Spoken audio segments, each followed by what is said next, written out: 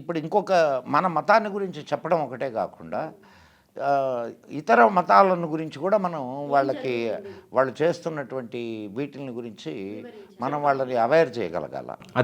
అది చెప్పిన తర్వాతనే అలా జరుగుతుంది కాబట్టి మీరు అవేర్నెస్లో ఉండాలి, మీరు మేల్కోవాలి. నేను ఒకటి మొన్న చెప్పాను, ఇప్పుడు ఇంతకుముందు మెల్లగా పిలిచి తట్టి లేపితే మన వాళ్ళు వినరు, తన్ని లేపాలి హిందువుల్ని. తట్టి లేపితే వినే పొజిషన్ పోయిందండి. ఎందుకంటే వాళ్ళు ఏమంటారు, నిద్రపోయే వాళ్ళని అయితే లేపచ్చు, అది దొంగ నిద్రపోతున్నారు, వాళ్ళని ఎంత లేపినా లేవరు. కాబట్టి నేను అదే చెప్తాను, తన్ని లేపితేనే వింటున్నారు. మన పోయేది వాళ్ళదే కదా. మళ్ళీ రేపు నేను బాగున్నానా, నా ఫ్యామిలీ బాగుందా, నా పిల్లలు బాగున్నారా, నా ఆస్తులు సంపాదించుకుంటున్నావు. రేపటి రోజు ఆ ఆస్తి ఎవడు పాలైతే ఎవడు నీ కూతురు ఎవడు లవ్ జిహాద్ చేస్తాడో తెలియదు, ఏ క్రిస్టియన్ పెళ్లి చేసుకుని మతం మార్చుకుంటాడో తెలియదు. నువ్వు సంపాదించుకున్న ఆస్తులు ఎవరికి పెడతావు? వాడికేగా. ఒకడు అంటాడండి, మీకు ఒక స్టోరీ చెప్తాను.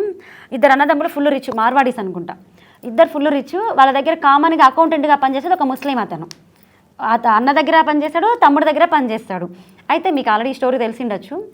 అయితే అతను ఏం చేశాడంటే, ఒక ఆవిడ అడిగింది, వాళ్ళ వైఫ్ అడిగింది, మార్వాడి వాళ్ళ భార్య అడుగుతుంది అతన్ని, నీకేం ఆస్తులు ఉన్నాయి అని. అంటే ఆ అమ్మాయికి, ఈ అన్నకి ఒకటే కూతురు, తమ్ముడికి ఒకటే కూతురు అండి. ఇంకా ఫుల్ రిచ్, ఎంత అంటే కోట్లల్లో ఆస్తి ఉందన్నమాట. ఆ ముస్లిం అతనికి ఏదో చిన్న గుడిసె, ఒక 3-4 కొడుకులు ఉన్నారండి. అంతే, కొడుకుల్ని వాళ్ళు తెలుసుగా, ఇక పందులు ఎలా ఉంటాయో అలా ఉంటాయి వాళ్ళకి.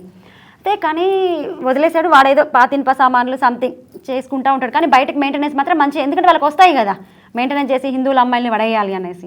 అయితే మార్వాడి వాళ్ళ భార్య అడుగుతుంది అనమాట, నీకు ఎంతమంది పిల్లలు, నువ్వేం పని చేస్తావని ఆ ముస్లిమ్స్ మరకకు అడిగితే అతను చెప్తాడు, నేను ఈ పని చేస్తాను, నాకేం పెద్ద ఆస్తులు లేవంటే. మరి ఎలా పిల్లల ఫ్యూచర్ అంటే, మీరు అంతా సంపాదిస్తున్నారు కదండి, మీరు అంతా మీరు కష్టపడి సంపాదిస్తున్నారుగా, అది రేపటి నా కొడుకులకేగా వచ్చేది.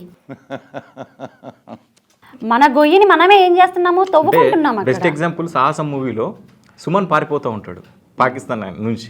బెస్ట్ ఆ వజ్రాల వ్యాపారి ఆ సినిమాలో పారిపోతాడు కదా, అన్ని ఇల్లు వాకిలన్నీ వదిలేసి ఆ కొన్ని ఉంటే వజ్రాలు. సో సేమ్, ఒకవేళ మనం అవేర్నెస్ కాకపోతే అదే పరిస్థితి అవుతుంది. అది ఒకవేళ అది అన్య మతాలు ఏదైనా కానీ. ఒకటి నరేష్ గారు, పరిస్థితి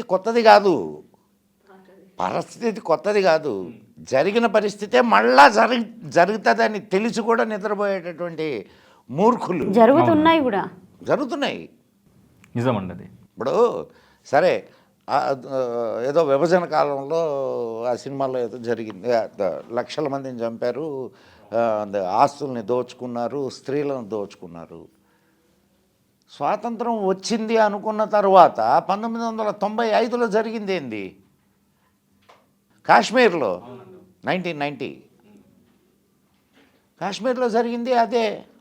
అక్కడెక్కడో జరిగిందిగా, మా దగ్గరికి రాలా, మా దగ్గరికి రాలా. పశ్చిమ బెంగాల్ జరుగుతుంది. నెక్స్ట్ హైదరాబాద్, మా నిజామాబాద్ రాలేదు, అప్పుడు చూసుకుంటాం. చివరిగా మా భక్తివన్ ప్రేక్షకులకు మీరు ఇచ్చే సందేశం, మొదటగా నరేష్ గారు, మీరు ఏం కోరుకుంటున్నారు భక్తివన్ ప్రేక్షకుల నుండి? అంతేనండి, ఇప్పుడు ఎవరైతే ఈ ఛానల్ చూస్తున్నారో అందరూ ముఖ్యంగా సబ్స్క్రైబ్ చేసుకోండి. ఇలాంటి ప్రోగ్రామ్స్ మరిన్ని కావాలంటే ఖచ్చితంగా లైక్ చేయండి. మీ కామెంట్ని, అంటే మా అభిప్రాయాలు మేము చెప్పాం కాబట్టి మీరేమనుకుంటున్నారో మీ అభిప్రాయాన్ని మీ కామెంట్ రూపంలో తెలపండి. ఇంకోటి ఏంటంటే, ఖచ్చితంగా ధర్మం గురించి ఆలోచించడం మొదలు పెట్టండి. ఎవరైతే ధర్మం గురించి చెప్తున్నారో వాళ్ళకి కోఆపరేట్ చేయడము, అంటే మీరు ఏ విధంగానైనా మీరు మాటలు రూపంలో అయినా కానివ్వండి, చేత రూపంలో అయినా కానీ, రూపాయి విషయంలో అయినా కానివ్వండి, ఏదో ఒకటి మీ చేతి ఖచ్చితంగా ధర్మం విషయంలో ఉండాలని మీ అందరికీ విజ్ఞప్తి చేస్తున్నాను. ఇది సుధా గారు మీరేం చెప్తారు? అయితే ముఖ్యంగా ఎవరైతే మతం మార్చడానికి మీ దగ్గర ఈ వీడియో చూసిన ప్రతి ఒక్కరికి షేర్ చేసి, ఇలా ఆడవాళ్ళను ముందుగా మన వాళ్ళు మన హిందువుల్ని మతం మారుస్తున్నారు కాబట్టి, ముఖ్యంగా ఇంట్లో మగవాళ్ళు ఉంటారు కదా, వాళ్ళు ఫస్ట్ మీ ఇంట్లో ఉన్న ఆడవాళ్ళకి చెప్పండి, ఇట్లా మత మార్పిళ్ళు వస్తారు, మిమ్మల్ని మతం మారుస్తారు, మిమ్మల్ని మారుస్తారు, వాళ్ళు మారడం వల్ల ఎక్కడ భార్య వదిలిపోతుందని ఇతను కూడా మారాల్సి వస్తుంది. ఎందుకంటే ఆవిడ మారిన తర్వాత ఎట్లా సైకోలాగా అయిపోతుంది కదా, ఆటోమేటిక్గా భర్త కూడా మారుతున్నారు.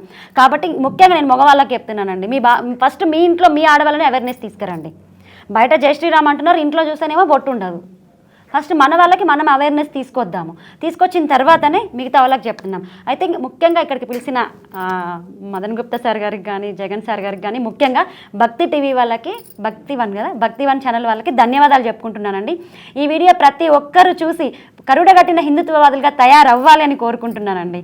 అందరికీ జై శ్రీరామ్.